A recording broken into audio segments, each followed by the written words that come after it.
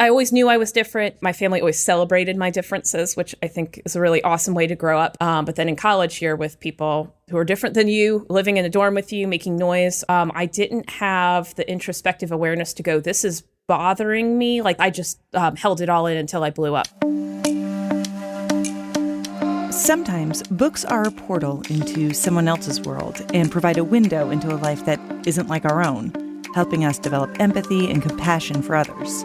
Other times, books are a mirror, helping us realize that we aren't alone in our journey in the world.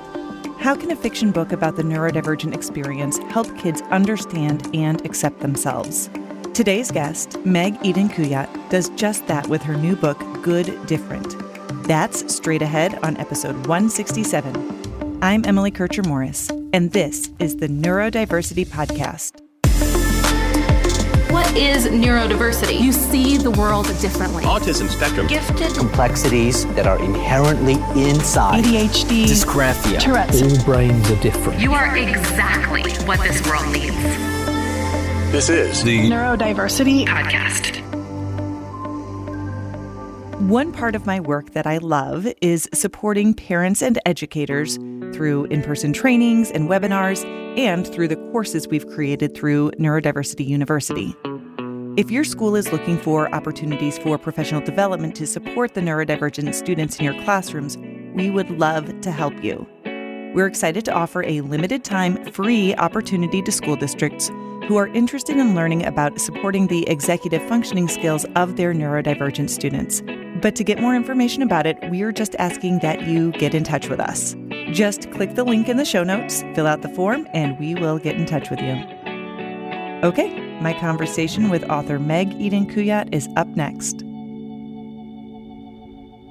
Summer has been reduced to a challenge of finding something for your kids to do, and it's especially hard for differently wired kids with unique needs and interests. Traditional summer camps don't address your child's strengths or interests because, frankly, it's often outside their scope.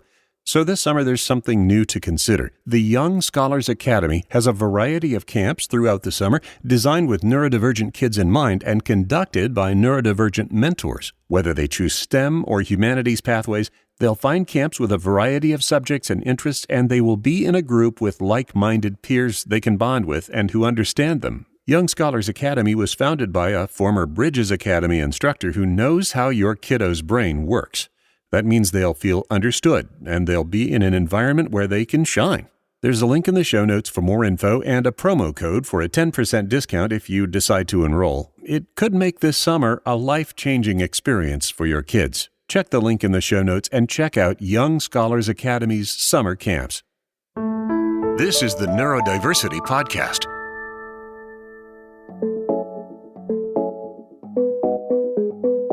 Today, we are talking to Meg Eden Kuyatt.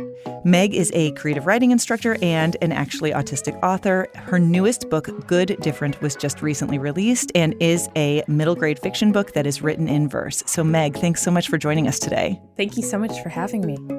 So Meg, I want to start off by giving people an idea of what we mean when we say your book is written in verse. Your book, which is fiction, is written entirely as a series of poems. And so I thought maybe it would be great if we could have you read us one of those poems to give people a feel for the style of the book. Sure thing. So I'll read a poem towards the beginning called My Normal Person Mask. I can be really good at pretending to be a normal person. This morning, I put on my normal person face. I tucked in my shirt. I said hi to the teachers who greeted me in the hall. I smiled and nodded at all the right parts as Gemma talked before class. I drew to keep myself distracted from all the rough noises and loud textures poking me. I got a break in Mrs. V's nice, quiet class, then pretended I could hear what the girls said in the loud cafeteria at lunch. I looked my teachers in the eye when they called on me. I stuffed my feelings into my chest like used tissues. When my chest got full and raced with panic, I asked to go to the bathroom and locked myself in one of the stalls and studied the pattern in the cinder block bricks until I calmed down enough to go back. Pretending to be normal is tiring. As soon as Mom pulls into the driveway and I get inside, I change, take off my normal person mask, put on my headphones, play my favorite pop songs on repeat. I watch my favorite episode of Riders of Burke, recite along with the characters, laugh at all the right parts. I squeeze my stress ball, pluck the hairs that grow between my eyebrows, flap my hands, and don't care if it looks weird because no one is watching. And I have to recharge at least enough to do it all again tomorrow. Wonderful. The story's about Selah, who's an autistic 7th grader at a private school, and she's navigating all of the expectations and social relationships of being neurodivergent. And she's also just a very gifted and talented writer, which becomes her method for her to process a lot of her experiences. So to start off, I'm wondering, where do your experiences from growing up intersect with Selah's? Yeah, so I think of this story as an emotional autobiography. The things that happened aren't necessarily literally things I've experienced, though I've seen autistic kids go through really similar things. But the emotions of Selah are really mine. And I went to a private school. So that's why I wrote there, because that's the setting I really knew for middle school. Lots of intersections, like you said, kind of just reflecting on some of those experiences. So you loved to write when you were growing up? No, actually, I hated writing for a long time. Really? Yeah. About this age, I started to enjoy it, though. 7th, 8th grade, my friends all wrote on this poetry website. And when people were commenting and saying, this is good, or I relate to this, that really jump-started something in me. I went, oh, that's interesting. And people are, engaging, and I'm able to communicate this way. So, yeah. I love poetry and enjoy both reading and writing it, but I think it can be really intimidating for a lot of folks. But I also think that as I was reading your book, it made me realize how poetry really can be a perfect vehicle for kind of telling the story from a neurodivergent person's perspective, because it really just allows the writer to kind of distill some of those sensory experiences and magnify other interactions to show them in a different way. Can you tell a little bit about how you chose to tell this story in verse and what that process was like for you? Yeah, so there's that musical theater saying that when the emotions get too strong, you go into song, and when the emotion's too strong for singing, you go into dance. And so I feel that way about poetry. I didn't choose to write this in poems, just Selah began to speak in poems. So it was like, well, I guess this story is going to be told in poems. And I agree with you. I think that the intersection of me being autistic and being a poet, there's a reason that those two go together. And I think that it is that space to be able to process, that space to be able to use a language that is different than the everyday to be able to describe what's happening, because the way that neurotypicals maybe describe sensory experiences, that kind of language, that's not what I go to. I tend to go first to poetic language. That makes more sense to me than being able to say like, oh, my pain is numb or my pain is sharp. Like, I think it feels like there's 1,000 electric spiders on my head. And that's probably what I would tell the doctor if I was experiencing something like that. And they would go, I don't know how to help you. But it's like translating quite a bit. I feel like when I work with my clients who are younger and their parents, sometimes who are not neurodivergent, I feel like it's almost like working as a translator, trying to kind of communicate those differences and interpret that stuff.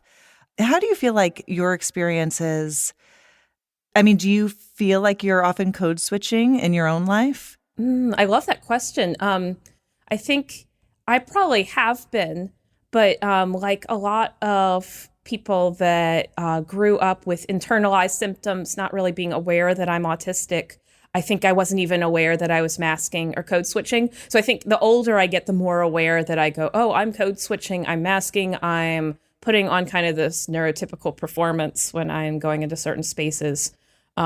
But yeah, now that you've said that, I'm probably going to be more aware since you gave that language for it, because I think that's really interesting. My first job was in a linguistics research facility. So linguistics is a special interest of mine. And so thinking about it in that term of code switching, I'm like, oh, that's really interesting. Tell us a little bit about your diagnostic process. Were you diagnosed when you were young? Were you older? What was that like for you? Yeah, so I was formally diagnosed in COVID in summer 2020. Oh. I began to suspect I might be autistic in college. That was the first time I started experiencing problems with being different. Different used to be, I always knew I was different. My family always celebrated my differences, which I think is a really awesome way to grow up. And I didn't really encounter situations where I couldn't really recharge. But then in college, you're with people who are different than you, living in a dorm with you, making noise all hours of the night, leaving their lights on all the time. And I didn't have the introspective awareness to go, this is bothering me, like this is a problem, and I could communicate and tell people this. I just held it all in until I blew up, and it was really not the wrong way of solving a problem. But I think unfortunately, I wish I could have learned earlier and it could have been handled in a better way. But that was kind of part of my awakening, I think, of like, oh, maybe there is something going on here. Yeah, it's wonderful to grow up in an accommodating environment that meets your needs, but then there's always a point where the things just finally don't fall into place. And so for you, that was college. When you look back even on your younger years, are there things that you look back now that seemed quote unquote normal to you then that now you look back and you're like, oh, that was definitely part of my neurodivergence? What were some of those things? Well, I had so many flags that if it was now, I probably would have been diagnosed. I lost speech acquisition. I didn't speak till I was about 3. I'm trying to think what all the other ones I did, the lining up of the toys. My mom's best friend actually worked with autistic kids. And it's so funny because she would say, oh, my kids do this. And my mom would go, oh, Meg does that too. And she didn't put the two together until I started going, I think I'm autistic. And mom was like, oh, maybe you are. And the funny thing is, I think it was just so many things I did. They were like, I hand flapped, like my mom always says that we'd put Peter Pan on. I'd go, Teeter dee. And she was like, it's like you were about to fly away with Peter Pan. So my family just thought it was cute. So everything that I did, my family said, oh, that's a really cute quirk of Meg's, or that's a unique thing that Meg does. And it was with pride. And it was, I just thought like everyone does this, or everyone has their own cute little things. And then now I look back and I'm like, oh, these are all like telltale signs that this kid was autistic, Yeah. Do you think your life would have been different if you'd been diagnosed when you were younger? Like, what do you think it would have changed any of the trajectory, or do you think it would have maybe not been all that different from what you experienced? Yeah, I think about that a lot, and I think this so depends on everyone's situations. I think there was so much good about how it worked out for me. I think having the upbringing where my differences were celebrated gave me a lot of confidence. So with this book coming out, people, have been saying, oh, it's so great that you embrace your autism. There's lots of kids that don't do that, or they look at it as a negative. And I think the beginning of my life, having family that celebrated my differences makes it very easy for me to celebrate my autism, even if my autism's messy and there's, parts that are hard with it. So I think if I had been diagnosed earlier, I can't say what that experience would have been, but I wonder if I would have had that same positivity. Mm-hmm. I wonder if my mom would have had that same positivity, because I was the only kid, and my mom was a very cautious first mom, like mom of a first kid. I don't know what language you use for that. And so it's really God's provision that she didn't freak out about all this. She freaked out about everything. But then the doctor would be like, I'm concerned about Megan's language acquisition. I'm concerned that she might have hearing problems. And my mom was like, there's nothing wrong with Meg. She responds to complex instructions. She's just taking her time. And I'm so grateful my mom had that response, because I think that's exactly what I needed. Yeah. Another kid, maybe that's not what they would have needed. And I think, sure, there's been difficulties in adulthood that I encountered, but I don't know if that would have been easier or harder with an early diagnosis. I just can't know.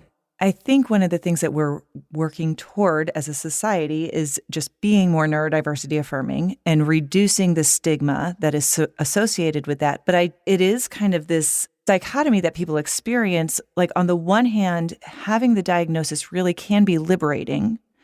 But on the other hand, it causes a lot of uncomfortable emotions a lot of times because of that stigma, and because people are fearful of that. And what does that mean for my child's future? Or like, what does that mean, for me if I'm diagnosed? It's a strange situation that's very much in flux in today's world about how we're conceptualizing that.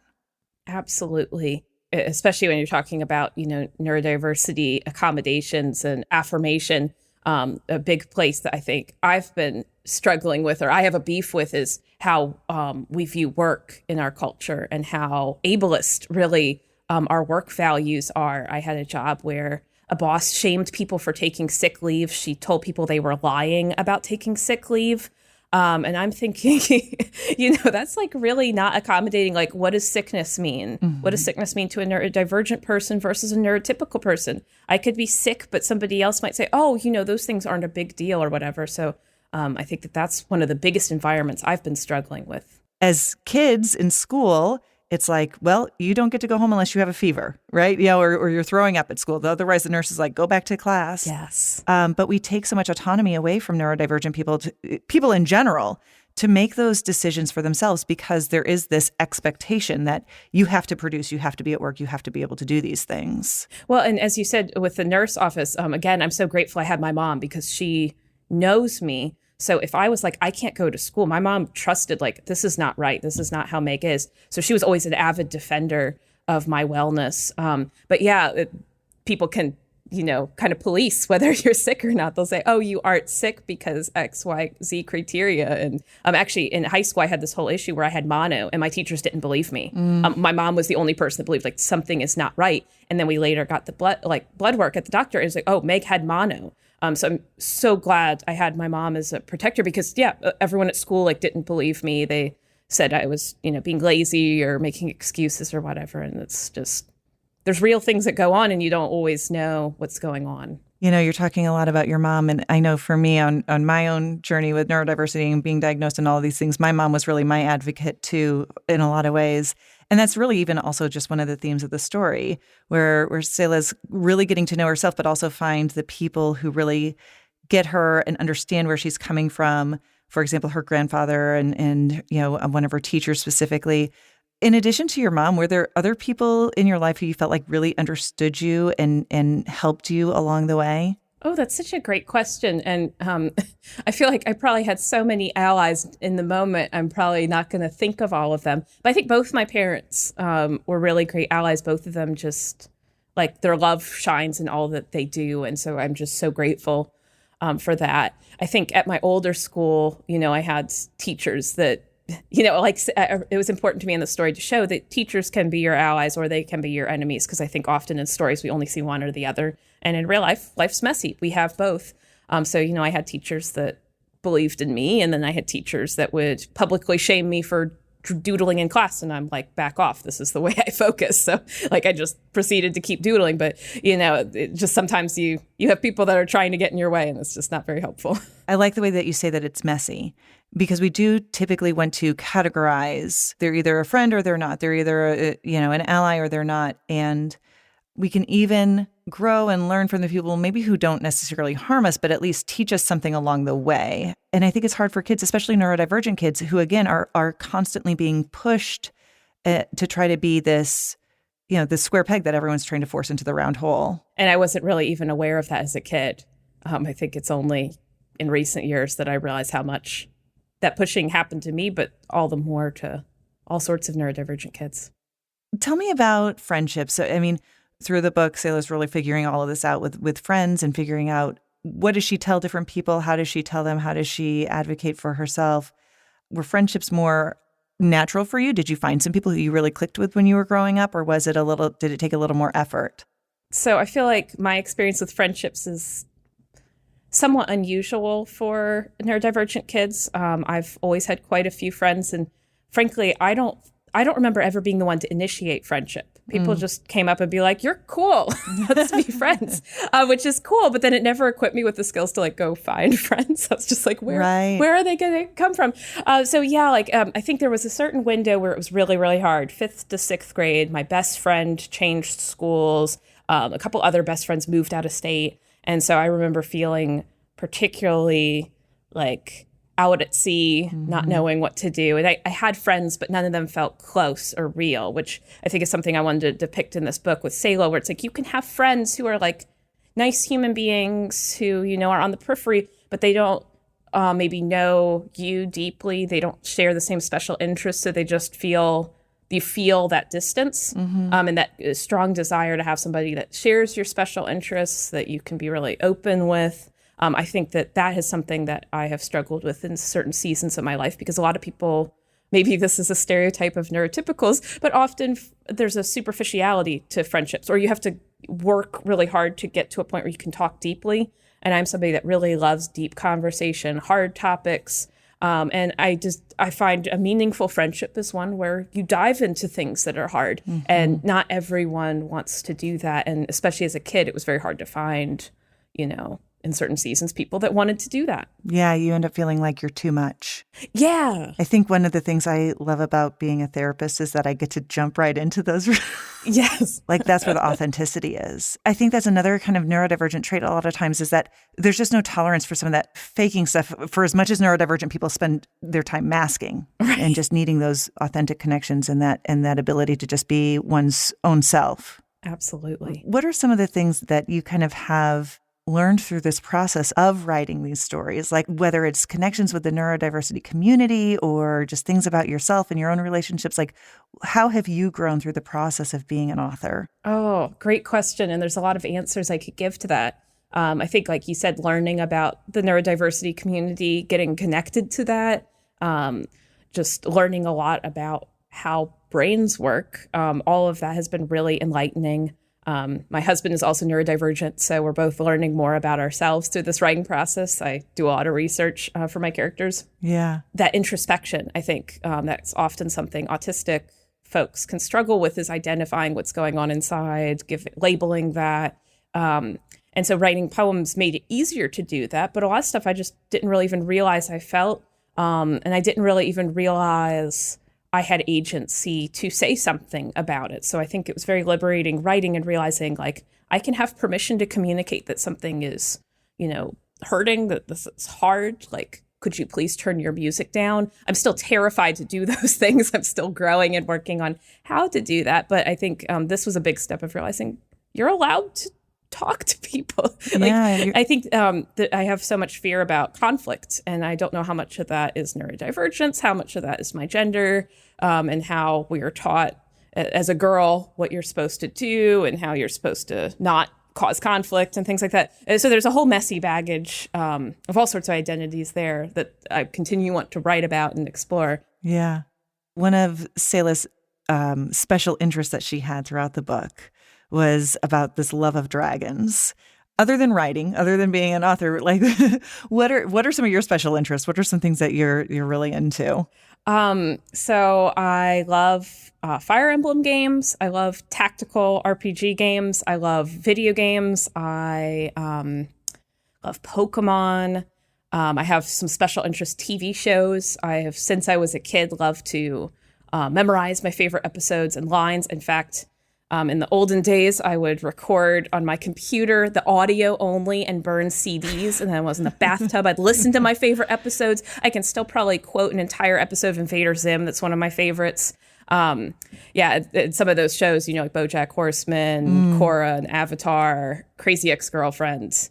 I will be obnoxious. Like, I think my husband now is like, you basically just speak in BoJack Horseman quotes. Like, it's pretty bad, but it's wonderful. And that is such a great show, too. I mean, it's like, yes, not necessarily kid appropriate, but for the adults out there, you could, if you haven't watched.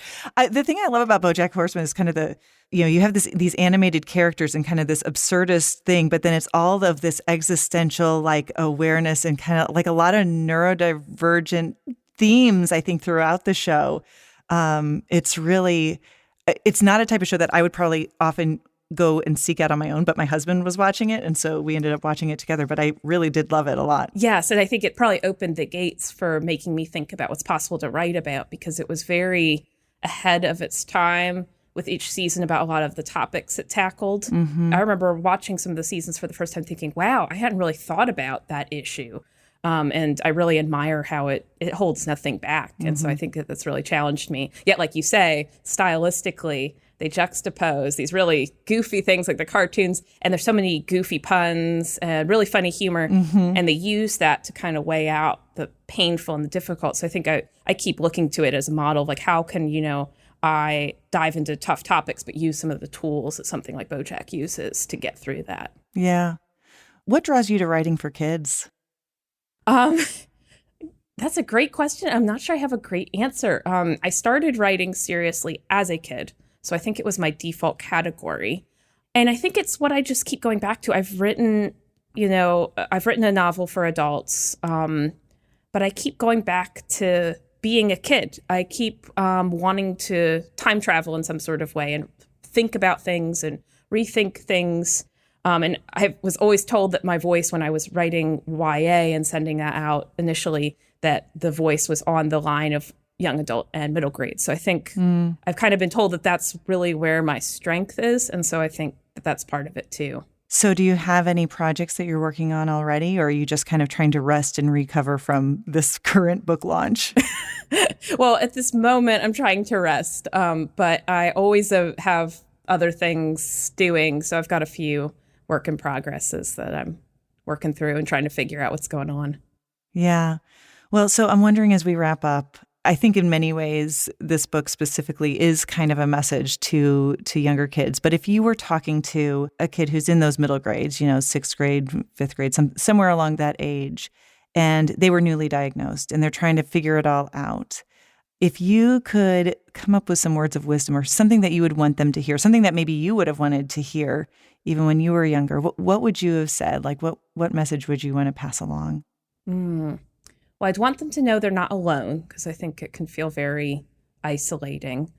I'd want them to know that there are difficult things, but there's also beautiful things. So there's a line in here where Selah says, like Toothless with his prosthetic tail fin, we have so many ways to fly. So I would want those kids to know, maybe you don't know how you're flying right now, but you do have unique skills. You have beautiful things to bring into the world that only you can.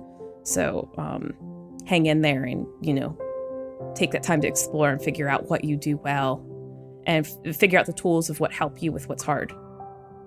That's wonderful. Meg Eden Kuyatt, thank you so much for your time today. Thank you so much for having me, Emily. What fiction books have you read that opened your eyes to the world, to yourself, or both? I've always been a sucker for middle grade and YA books.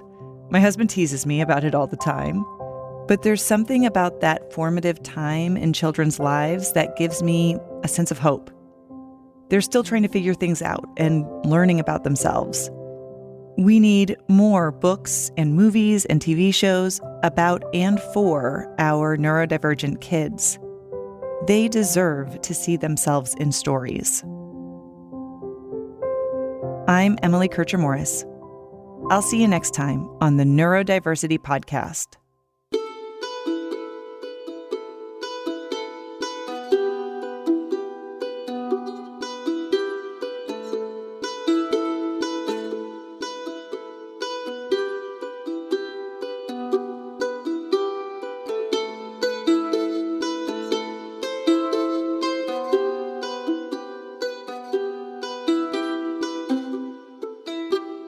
Thanks again to Megan Eden Kuyatt. We have links to her work in the show notes. By the way, my wife says I tease her for liking middle grade and YA books, quote, all the time. I don't tease her all the time, maybe once or twice a year. That's about it. Also, don't forget to sign up for free access to one of the modules of our CE course about educating and supporting twice exceptional students. There is a link in the show notes. Again, it's free, so why not? Our host is Emily Kircher-Morris. Our office manager and social media director is Krista Brown. I'm the executive producer, Dave Morris. For all of us, thank you for listening, and we'll see you next time.